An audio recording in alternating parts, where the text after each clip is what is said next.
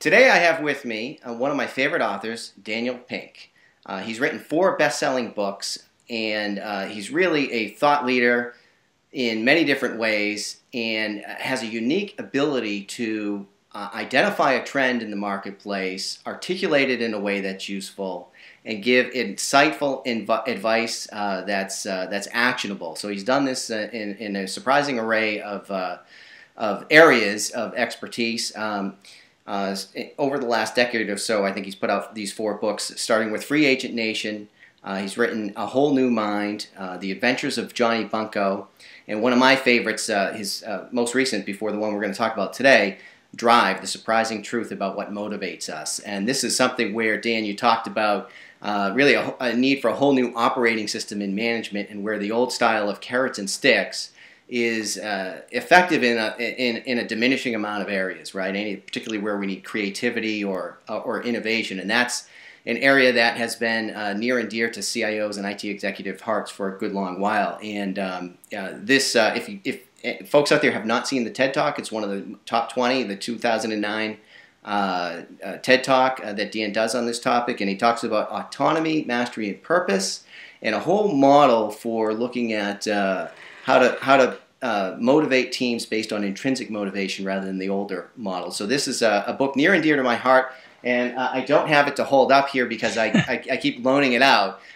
It's one of the first books I recommend to new managers or folks that are struggling in this area, and it's on loan right now to somebody in that situation. But so Dan is a guy who's worth listening to, and I'm thrilled that you agreed to be with us today to talk about your new book, To Sell is Human. And this is a book all about sales and marketing. And Dan, it's the #1 book of 800 CEO reads. Just named this the 2012 Business Book Award in the Marketing and Sales category. And I didn't know you were a salesman. So maybe you can give some insight into just sort of the overview of the book, yeah, and how you came about it, and welcome.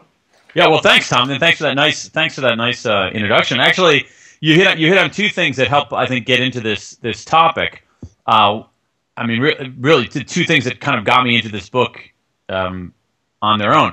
The first was this book that you mentioned called Drive. That was a book, and you did a beautiful job of summarizing it. And what it says is that these if-then rewards, as you just said, are these carrot and stick rewards are good for some categories of work, not so good for other categories of work. And as you said very appropriately, the category of work that they're the category of work that they're good for is shrinking and shrinking and shrinking. And so in response to that book, some people emailed me and said, all right, what about sales? What about salesmen and women who are often heavily commissioned? What about them? Do they respond to these kinds of rewards? And I didn't really write about that in the book, and I was curious about it, so I started looking into it. I started hearing from other readers, some of whom ran organizations, and they would tell me these things that seemed bizarre, which is that, hey, Pink, I think that you're right. In fact, I eliminated commissions for my salespeople, and we saw sales go up. Whoa, it's kind of a freaky set of circumstances there. And so I became very interested. So that's one avenue that I got interested in sales. Now, you also say, and I didn't know anything about it.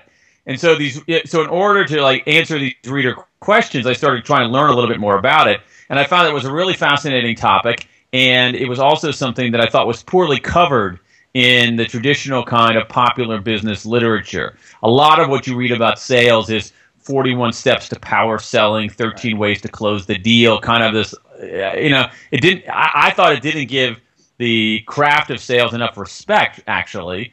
And I thought it reinforced some of the biases that people have against sales. So that's one way that I got into it. The second way, which you alluded to, is this. You said to me just a moment ago, I didn't know you were a salesperson, and neither did I. Right. But then a little while ago, a couple years ago, I looked at my schedule. I started thinking, okay, what do I do all day? And being kind of this anal retentive guy, I went back and looked at my calendar, looked at my sent emails, looked at what I was doing on Twitter and so forth, and I realized that at some level, I am a salesman. If you unpack actually what I do each day, how I spend the minutes and hours of my workday, I spend a huge portion of it, it turned out, in sales. Now, sometimes I'm trying to get people to buy a few more copies of Johnny Bunko, But in many cases, what I'm doing is persuading, influencing, cajoling, convincing, trying to get people to part with resources, make an exchange. It is essentially a selling activity. And it runs the gamut. It's, can I get this airline gate agent to switch me from an aisle to a window to an aisle?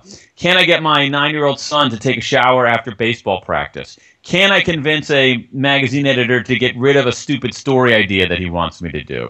And I realized, I said, whoa, you know, these two roads kind of came together. I said, there's nothing really good written about sales. And my God, I'm in sales too. And that led me into this exploration that culminated in this book, To Sell is Human. That's great, and I enjoyed the book very much. Hey, thanks. And in the setup, in the beginning of the book, you point out how we're all in sales, and you do this in an interesting way, the way you just described about if you look at your day-to-day behaviors, and also globally in an economic sense. And now for CIOs, IT executives, and any IT professional out there, I think there's been a sense that, you know, we're in sales, and that's been part of the conversation and part of this. Interesting, yeah. Part of this paradox. I think it's been understood at some level for some period of time, and as the context that we operate in is changing, so technology is more pervasive. Everything's going digital. IT is coming out of that very, you know, used to be a backroom function, is coming out and taking a leadership role. And so we end up with what this, best term I heard for it is the CIO paradox. Huh. And there's a woman by the name of Martha Heller. She works with CIO Magazine and the CIO Executive Council there. She's active in a professional organization, the Society for Information Management, that I'm very active in, and it sort of points out this dilemma that CIOs are in where, you know, they have this tremendous functional responsibility for things like security and, you know, keeping the lights on and all this sort of nuts and bolts stuff, but at the same time are asked, called upon and expected to be innovative. To build a team in the IT organization, you have to have folks that know technology. I mean, that's what it's all about. But the people skills are what's going to make or break you. And so one of the themes in my career and these conferences I attend and the folks I bat around these ideas with, pervasive theme has been alignment with the business. So IT used to be sort of different and could easily sort of slip out of alignment because you get so caught up in the details, because there are many and it's complex, and there's, you know, systems that run everything and technologies for everything. So one of the first things you talk about in the book here, and instead of autonomy, mastery, purpose, you have attunement, buoyancy, and clarity in the first major section of the book. And this idea of attunement sort of struck a chord with me because I thought really that kind of relates to alignment, but you brought it out in a way that I think folks could probably use on a more of a day-to-day basis to get attuned with the folks that we're working with. So, you know, IT can be easily misunderstood, and IT is always needs to be in alignment with the business. So I was hoping you could talk for a minute about attunement, what you mean by that, Sure. and the essence. Yeah. I mean, I think you make a good point about the nature of CIOs, and I think it's in some ways foolish to think that CIOs are not at some level in the sales business. I mean, they are selling at some level, they're selling all the time. They're certainly selling in terms of recruiting people to come and work for their particular operation when really high-level IT talent has a lot of options today. So a CIO has to come and say, okay, how can I get the very best talent? How can I essentially sell people on the idea that this is the best place to work? They're certainly selling internally because they're selling for they're trying to get resources for them. They're trying at some level even to sell the function of what they're doing, that IT is not simply a cost center, that it's part of the strategy of the business as well. So it seems to me that even CIOs, who I guess not you or the folks who are CIOs, but say the more sort of the general business reader might say, oh, CIOs, they're just a bunch of geeks who sit behind the computer all day. They're not in sales at all. But if you actually unpack what they do, I think they have a heavy sales component. They're not necessarily making the cash register ring directly, but they're influencing, convincing, cajoling. And you point to this quality of attunement, what I call the ABCs, attunement, buoyancy, and clarity. Attunement really is seeing things from the other person's perspective.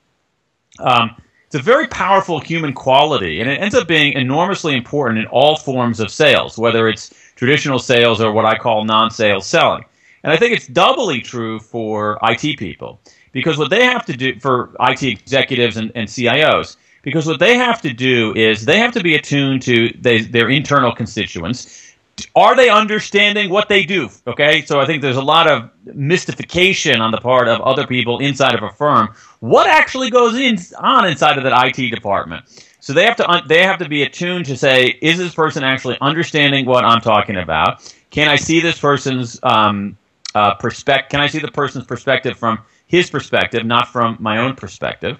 And also in terms of they end up having to do, I think, a lot of explaining too, to sort of explain, okay, what does this IT division do? What's its purpose? How is it aligned to the business? And why is it not simply a cost center like the electric bill? And why is it actually part of the strategic imperatives of this particular firm?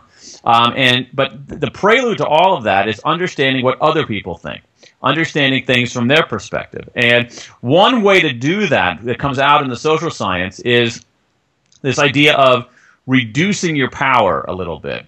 Now, at some level, CIOs, IT executives, and other people in that function actually are very powerful because they have specialized knowledge that a lot of other people don't.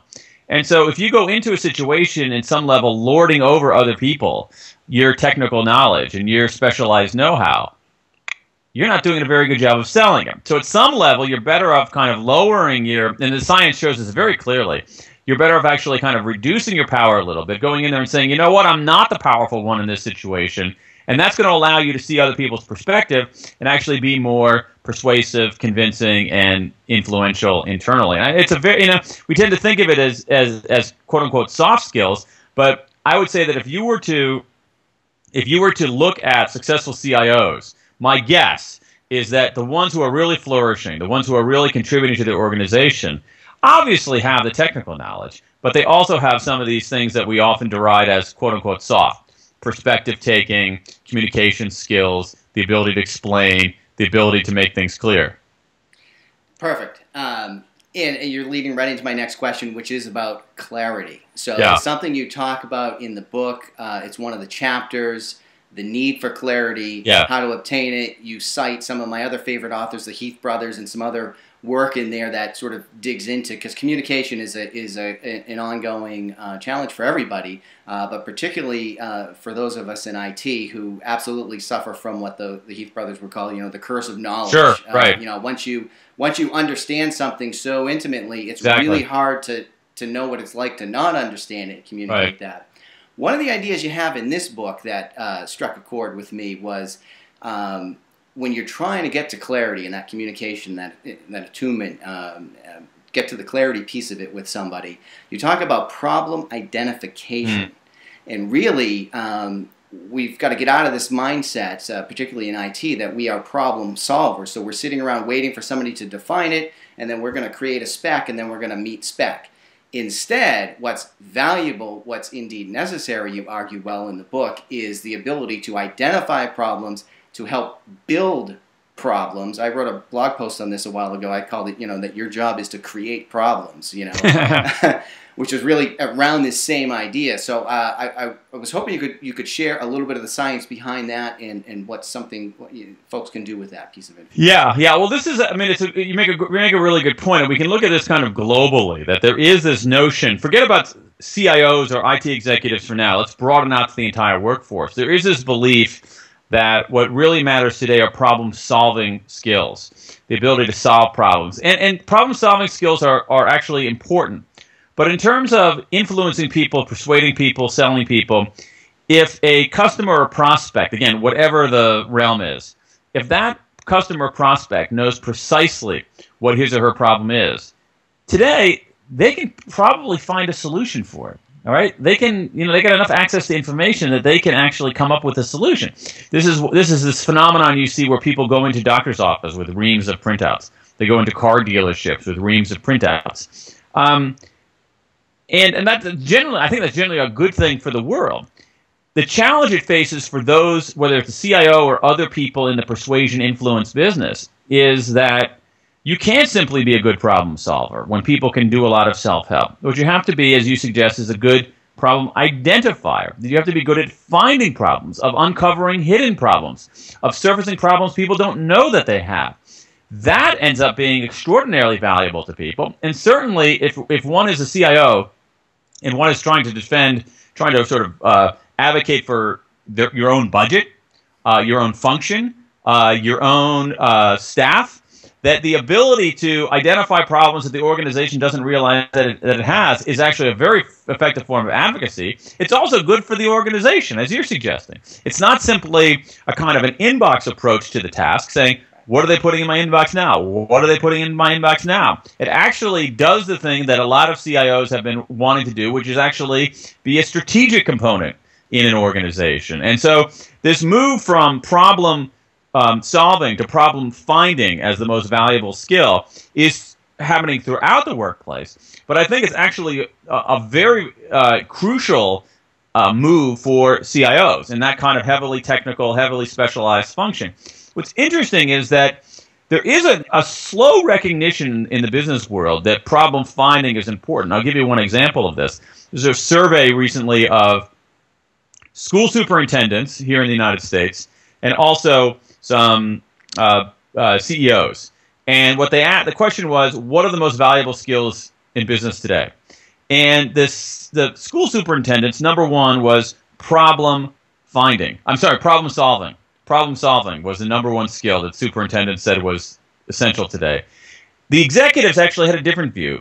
They actually ranked problem solving number 8 and instead ranked problem identification number 1. So this is happening throughout the workforce, but I think it's particularly prominent among CIOs. And the thing is, if you're identifying problems, surfacing problems that the organization doesn't know that it has, that's very persuasive, and it's a great form of advocacy, and it's a great way to align what IT is doing with the rest of the organization.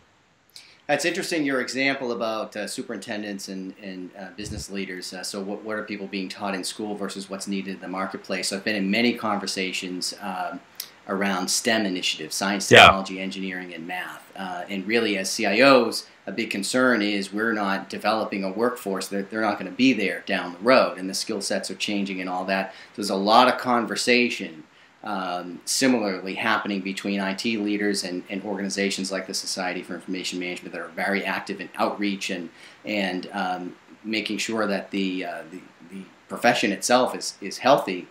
Are doing a lot of work on that, and that's another area I think where IT folks are literally selling, hey, you should elect this career versus other options. Sure, but also within that career, I mean, this to me is one of the challenges in STEM education. That STEM education has been largely about problem solving.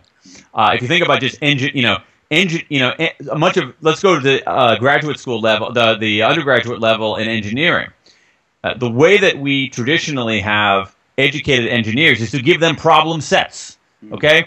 Rather than like real world problems or even things that they have to go out and find. We give them clearly defined problem sets because we say if they can solve these clearly defined problems, they're going to be good engineers. That's part of it, okay? That's necessary today, but it's woefully insufficient. And what we really want in STEM, in the world of IT, in the world more broadly, is not necessarily people who can be vending machines for the correct answers, but people who can think like scientists, people who can think like engineers, people who can think like mathematicians. And the really good scientists, mathematicians, and technologists are very skilled problem finders. The curious thing about that is that problem finding is very much an artistic sensibility. And so we have this kind of weird conversation going on where it's like science or art or technology or the humanities, and it's both. And what we really need is this kind of synthetic view that says we need people who can reason like scientists, reason like mathematicians, reason like engineers, who know how to solve a math problem, but who know much more than that, who can see around corners, who can identify latent needs, who can uncover hidden problems. That's what we need more broadly in the workforce, and that's certainly what we need in the IT departments. So in terms of problem identification and getting to that level of clarity, one of the other features of the book I want to point out is after you present one of these concepts, you put a small section called sample cases. And these aren't like sample case studies. These are like meant to mimic the case that the salesman would carry around and give you a little something that you could try out.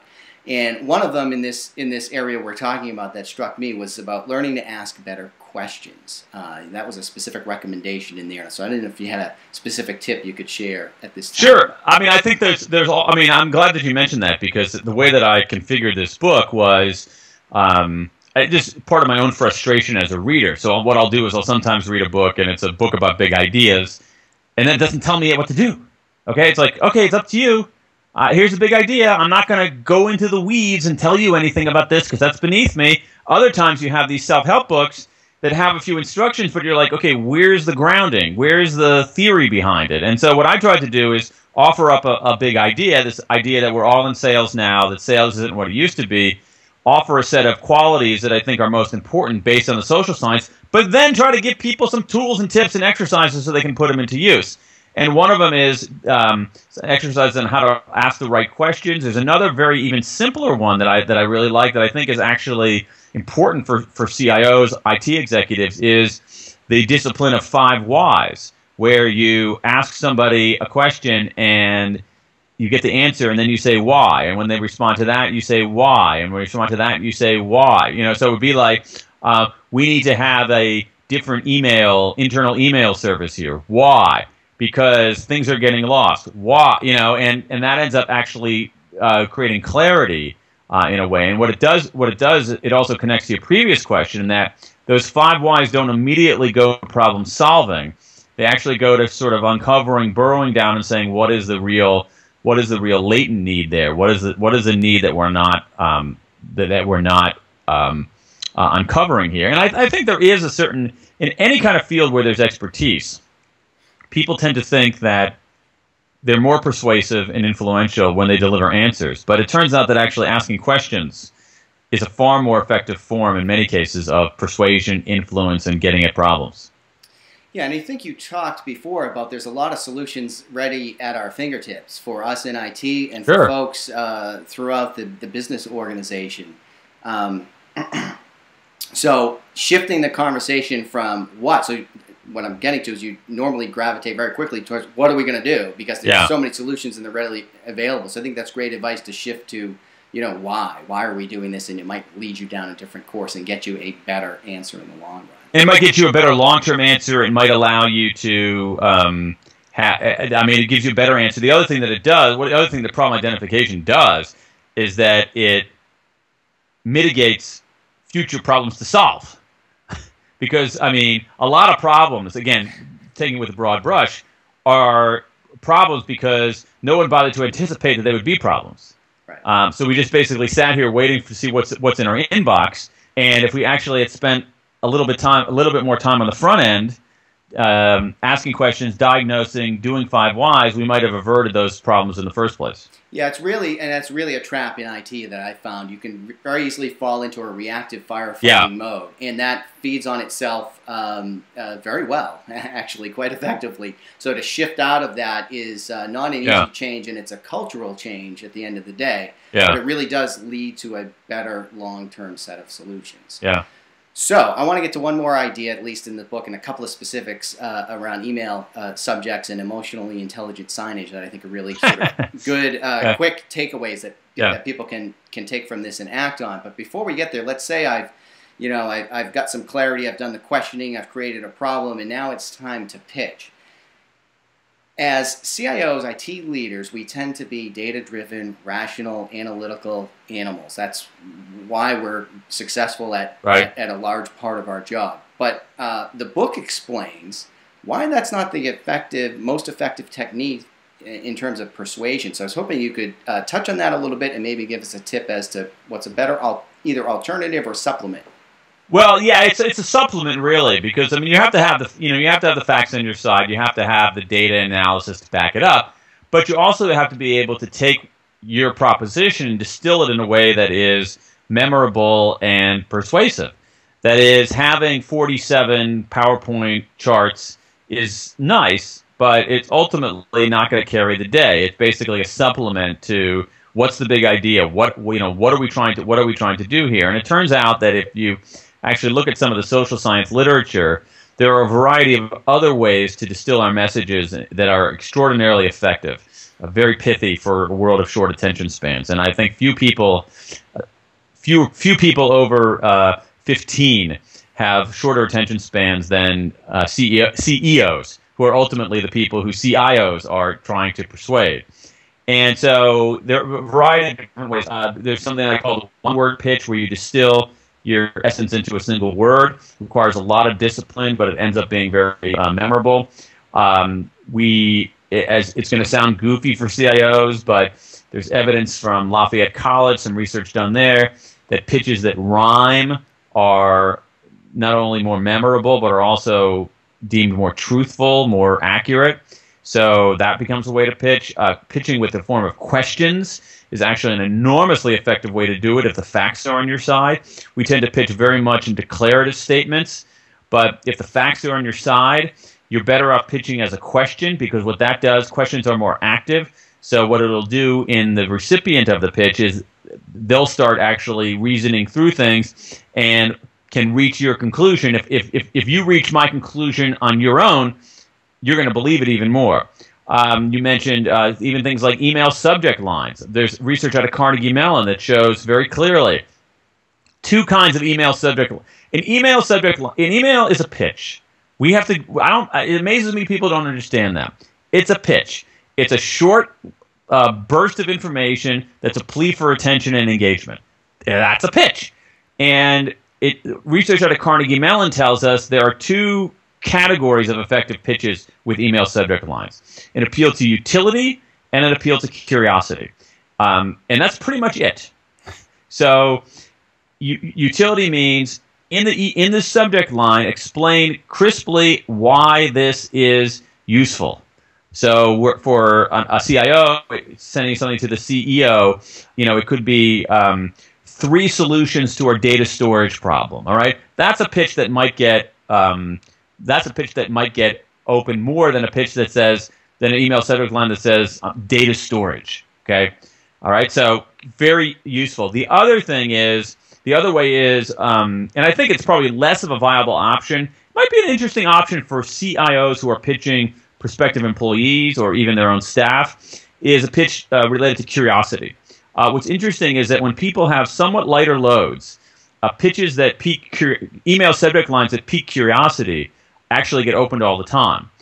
This is one reason why, and it drives me crazy that I do this. I'll see, I'll have 100 emails there, and somebody let's say it's somebody I know, and they send me a subject, and the subject line is blank, I'll open it, okay?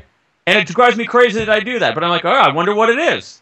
But you can do other kinds of things. It's curious that the Obama presidential campaign sent out a lot of emails. Their most opened email, their most persuasive email, the subject line was, I got to spell it to make it sense, HEY ... Hey. Most open, most powerful email they did, appeal purely to curiosity. So you don't want that kind of flaccidness of something else. Utility, curiosity. That's how you do email subject lines. No other choice. Yeah, I spend a lot of time thinking about advising others, writing on my blog about how to craft an email message, and my habits I've built over the years from blogging have paid huge dividends in terms of messaging in an email format. Right. In an enterprise or anywhere else, but your book caught something that I hadn't spent a lot of time on, which was that subject line. So I thought the subject line, that's the thing. Like, if you open up your email, I could go, I'm looking at my computer right now, I go over here to look at my email, and there are all these emails stacked up. That's, 47 people pitching me right now. Whose pitch am I going to engage with?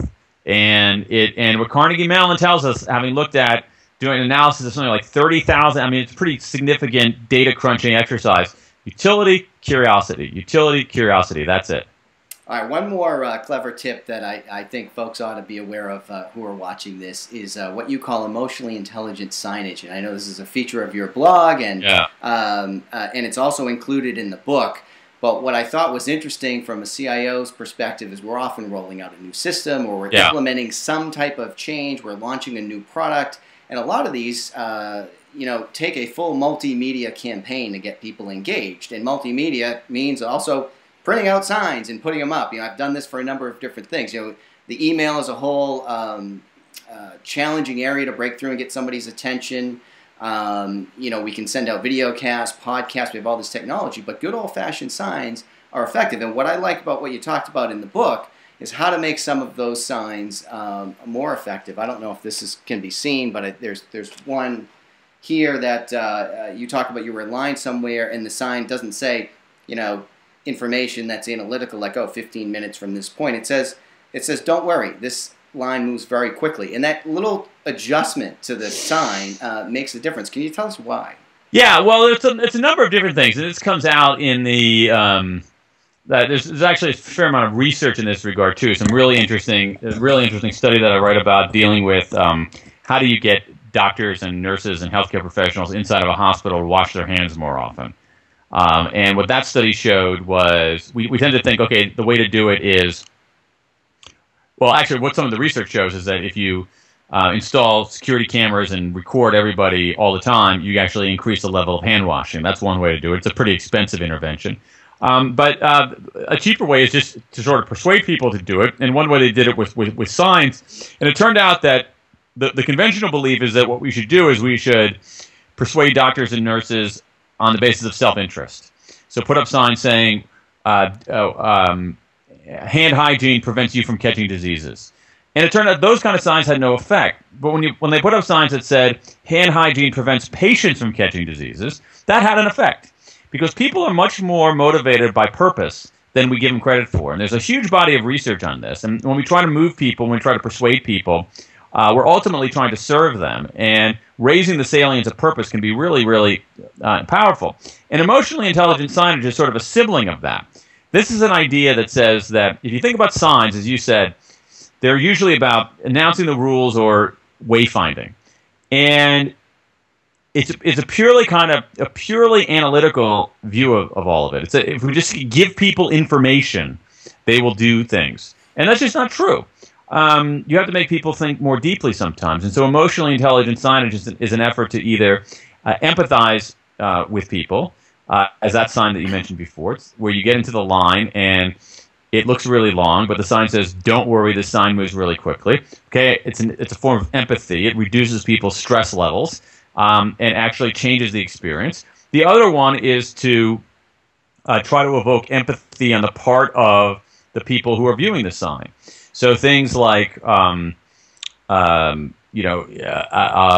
about a church that had a sign that's a big lawn, and had a sign on the lawn of the church that said, could say, "Pick up after your dogs," okay, because you don't want dogs pooping all over the lawn. But this sign said not only that, it said, "Children play here, pick up after your dog." And it said, oh, wait a second, that's right, there's a reason for that. And I think this idea of going back to it really connects to attunement. It's like, okay, let's get inside people's heads, let's see where they're coming from. They obviously don't realize that there's a reason that we don't want dogs on this lawn.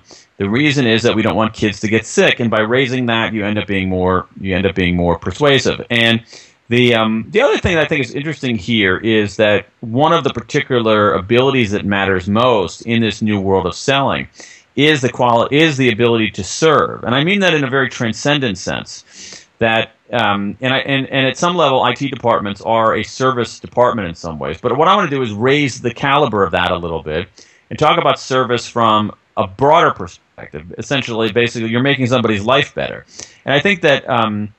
When CIOs can talk about their department in that way, in a way it's like, hey, we are actually an important part of this whole enterprise. We're actually doing something valuable for this company and the world. That ends up being very persuasive to other kinds of stakeholders and also to staff. And to some extent, we don't appeal enough to those bigger things. We tend to we say, well, I care about these bigger things, but no one else does, so I'm not going to say anything about it. But raising the salience of things like service and purpose end up being very powerful tools in any CIO's toolkit. Yeah, and that's why I'm a big fan of your prior book, Drive. It really talks about that quite well, and I found that instrumental in motivation. It gets you to back up to the context. And thinking about serving. I think we have to be careful in IT not to think about service, That's historically we've done that, and we've been order takers, and Right. really, as we talked about earlier in this discussion, we're way beyond that now. And I think to serve that Right. higher purpose and to realize that we are directly connected to that is a great way to motivate folks and have them understand. Right. And I want to motivate folks to go out and buy a copy of To Sell is Human by Daniel Pink. Really great book. I think it's great no matter what industry you're in.